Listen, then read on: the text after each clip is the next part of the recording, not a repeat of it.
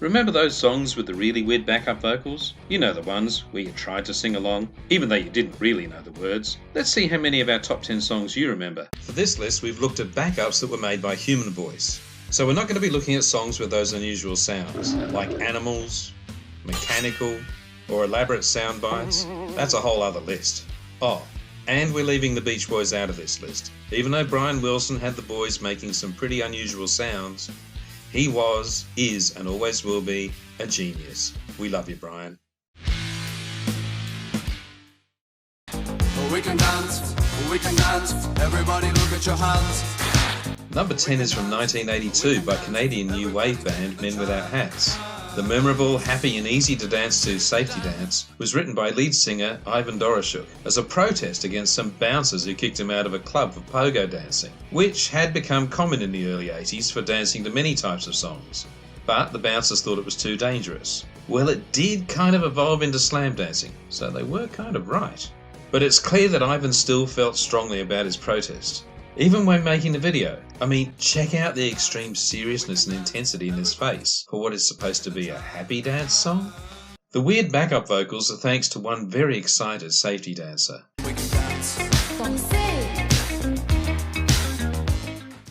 That's right, 2 words. Just once in the whole song. That's it. Then dance around acting like an escaped psycho patient through the rest of the video. Crazy Girl's true identity was not made public until 2013, when we discovered that she is actually Louise Court, former editor-in-chief of Cosmopolitan magazine in the UK. I'm wondering how that initial job interview went. So where did you learn to sing and dance like that?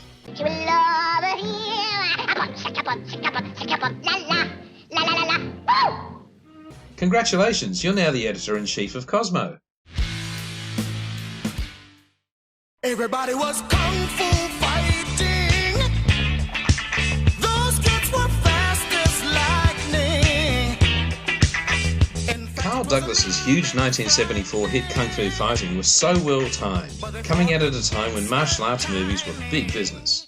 Even though that well-known oriental riff is used a lot through the song, it was very much a funky disco song, and you can hear Carl's enthusiasm for the genre throughout the lyrics. Interestingly, this was originally intended as a B-side song to a much more romantic song. In fact, after spending over 3 hours recording the intended A-side song, Carl only had 10 minutes left to throw together this ninja-worthy hit. The weird backups are, of course, all of that fighting action. Okay, sure, the backup guys are simply making sounds to enhance the effect of a kung fu fight. But I'm imagining those guys auditioning and rehearsing those sounds. Okay guys, from the top, I want to hear real pain in your huts and your hearts. Over the years, the song became so easily recognised that it has been used in several movies and TV shows, including Scrubs,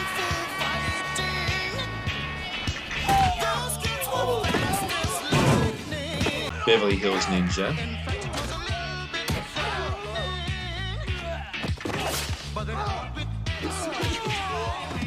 and Rush Hour 3. Everybody was kung fu fighting. That man was fast as light.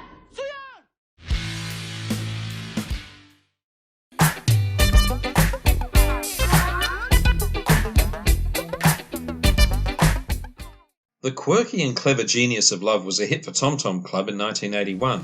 Talking Heads bassist Tina Weymouth and fellow Talking Heads drummer and her husband Chris Franz's side project also included Tina's sisters Laura and Lani, providing those awesome harmonies. The song and unique animation came out at a time when there was a growing demand for more elaborate music videos on TV. The weird backup vocals in Genius of Love involved Chris Franz.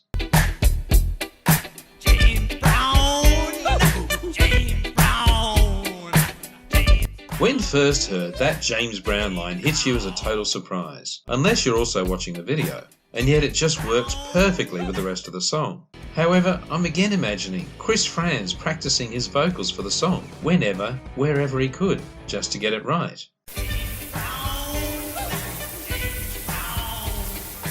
Then I wonder about how this must have affected James Brown himself. He was already a living legend, but now he's got every smart-aleck jerk shouting out, "James Brown! James Brown!"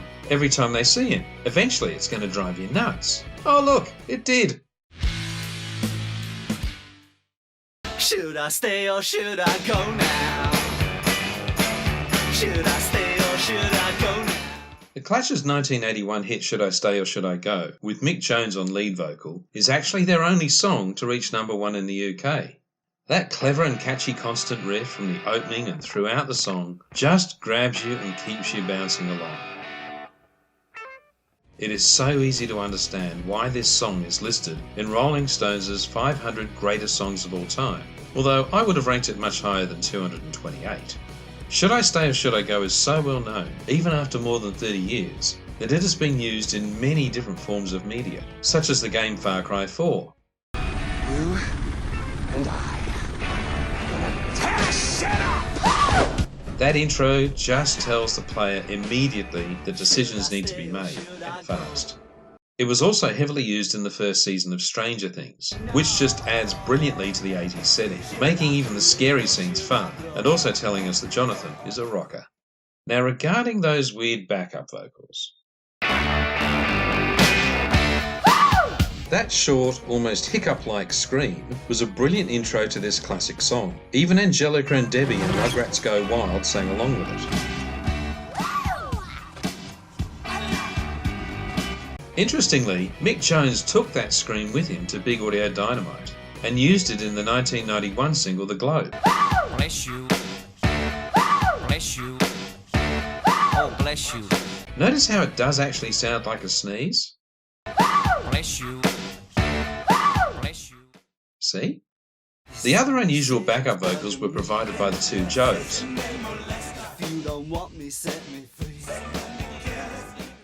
Joe Strummer decided, at the last minute, to do the backups in Spanish, and thanks to the over-the-phone translation help of sound recorder Eddie Garcia's mum, the two Joes are heard singing in Ecuadorian Spanish.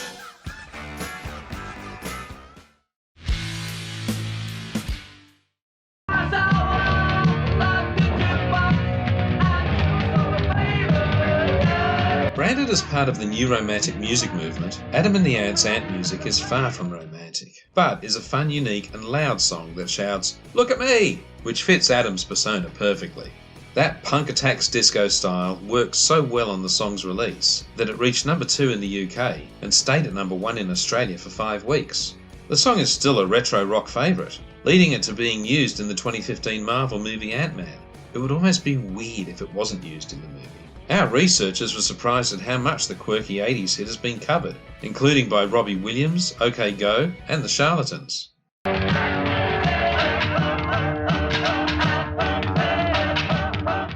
The band's noise is very distinct, but I wonder where they came up with the idea of such a weird noise in the song. Maybe they were believing it was relevant to the topic of the song, ants. Well, it's just a theory.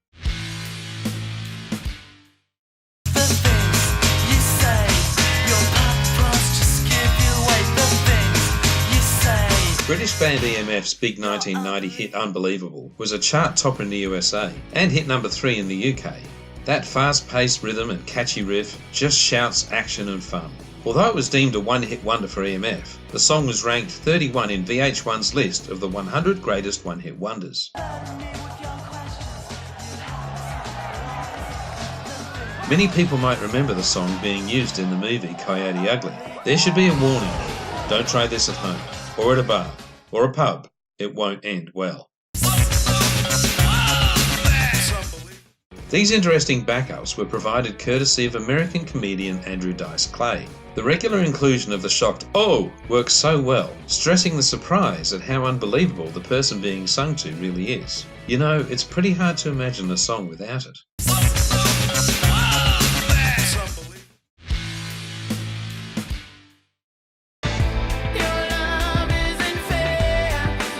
Anastacia delivered her 2004 hit song Sick and Tired with so much emotion and passion that it resonates throughout the song. The song reached the top 5 of charts across Europe and the UK in 2004. Anastacia is proof that being American, having an amazing voice and being an awesome songwriter and performer won't guarantee you huge success in the US. Fortunately, the rest of the world listened and loves her, especially in Europe and the UK. This is definitely one of those songs that we're so happy to have the tech to check the backup lyrics. Otherwise would all be, That is, except those that can understand Punjabi.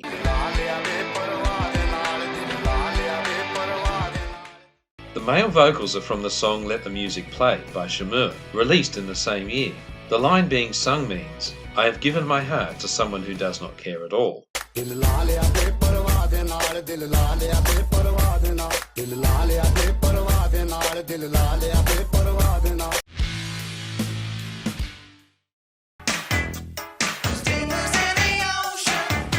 Thomas Dolby's synth-driven oddball 1982 hit She Blinded Me With Science was another one of those just right for music video songs. In fact, that's exactly what happened. Dolby actually wrote and recorded the song to accompany the already storyboarded video.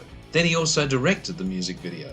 Full of early 80s techno sound effects, it successfully convinces the listener that the song is about mad scientists. She blinded me with science. What better way to push the message of a mad scientist than to have a scientist repeatedly shouting out Science. throughout the song? Hey, why not make it a real scientist? Which is exactly what they did. The mad scientist in this song is renowned British scientist and TV presenter of the 70s and 80s, Magnus Pyke. Science.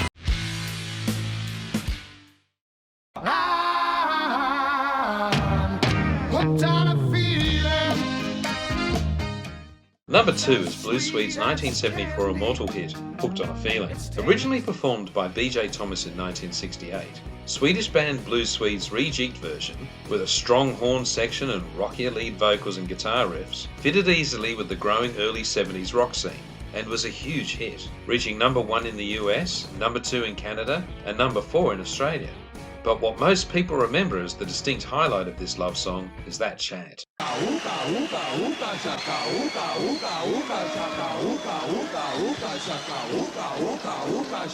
What you may not know is that this was not the first version to include the Ooga Chaka chant. I can't stop this feeling deep inside of me. British singer Jonathan King came up with the idea of putting a bit of a reggae feel into the song in his 1971 version. But it actually doesn't start there. And I know I said at the beginning that we would not be mentioning the Beach Boys, but this came as a total surprise to us too. The guys in Blue Swede claimed that the song's jungle chant was actually originally inspired by the Beach Boys' song Do You Like Worms, which was on the unfinished but heavily bootlegged 1966 Smile album.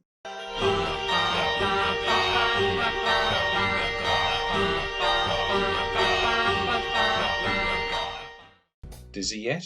Ooga chaka, ooga, ooga, ooga chaka. What the rock, Lobster. We're here, number 1, and quite fittingly it's the B-52's 1978 hugely successful Rock Lobster. The unusual for the time length of the song almost sounds more like a jam session at times. The surf-style guitar riffs, with Fred Schneider's matter-of-fact way of delivering the lyrics, combined with Kate Pierson and Cindy Wilson's vocals, made this song such a breath of fresh air at the time. Their first big hit is also listed at 147 in Rolling Stone's 500 Greatest Songs of All Time. But it was the incredible vocal feats of both Kate Pierson and Cindy Wilson that made this hit so unique.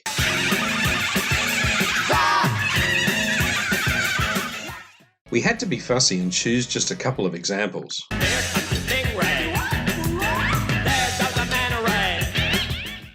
But you already know that this awesome song is just rich with amazing sounds. I just wonder, how did they first discover that Cindy could make those types of sounds? Well, there you have it, rockers. That's our top 10. Did we get it right? If you can think of any that we might have missed, please mention them in the comments below. If we get enough good suggestions, we might make a second list. The first of you to mention any song that gets included in a further 10 will be acknowledged and thanked in the new video.